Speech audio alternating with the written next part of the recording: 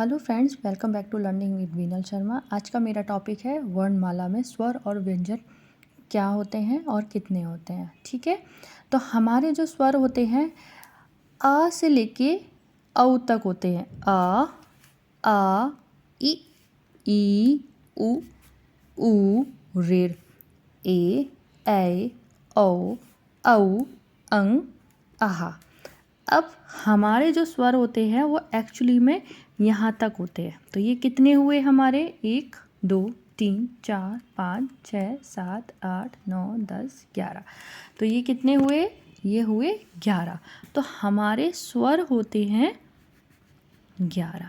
ठीक है, अब हम बात करते हैं ये क्या है, इनको हम स्वर क्यों नहीं कहते।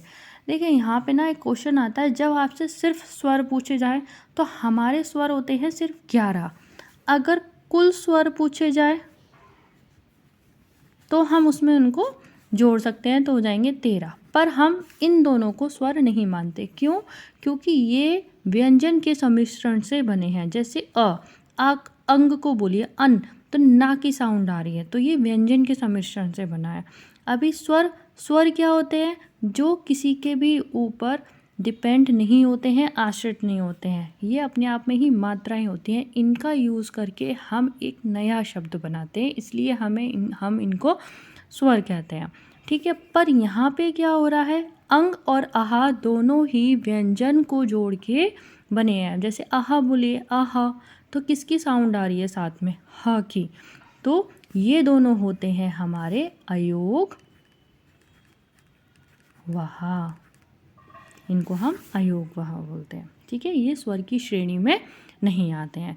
मैं फिर से रिपीट करती हूँ, स्वर ऐसे अक्षर होते हैं वर्णमाला के हैं जो किसी के भी ऊपर आश्रित नहीं होते हैं।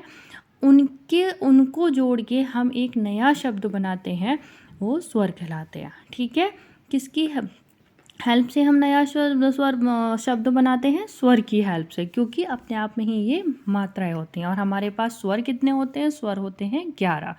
कुल स्वर होते हैं 13। अयोग वहाँ हमारे पास होते हैं 2, अंग और आहा। अब हम आते हैं व्यंजन पर। व्यंजन हमारे होते हैं क ख ग घ ङ च छ ज झ ञ ट ठ ड ढ ङ त थ द ध न प फ ब भ म य र ल व श सा ह। बस। ठीक है, तो हमारे व्यंजन कितने हुए? काउंट करिए एक बार। 1 2 3 4 5 6 7 8 9 10 11 12 13 14 15 16 17 18 19 20 21 22 23 24 25 26 27 28 29 30 31 32 33। तो हमारे पास कितने व्यंजन आए हैं? व्यंजन आए हैं 33, यानी कि 33। अब आप लोग पूछेंगे इनको क्यों नहीं लिया? जब ये व्यंजन के साथ लिखे हुए हैं छ, त्र और ज्ञ, तो इनको क्यों नहीं लिया गया?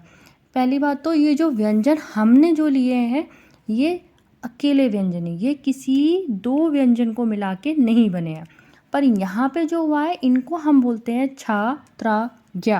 ये संयुक्त व्यंजन कहलाते हैं, इसलिए हम इनको अलग से बोलते हैं। हमारे जो एक्चुअल व्यंजन होते हैं वो सिर्फ हा तक होते हैं। ठीक है, आई होप आपको ये वीडियो मेरी पसंद आई होगी और आपको समझ में भी आया होगा कि स्वर और व्यंजन कौन से होते हैं और कितने होते हैं। Thank you for watching my video and like and subscribe my channel. Thank you, bye bye.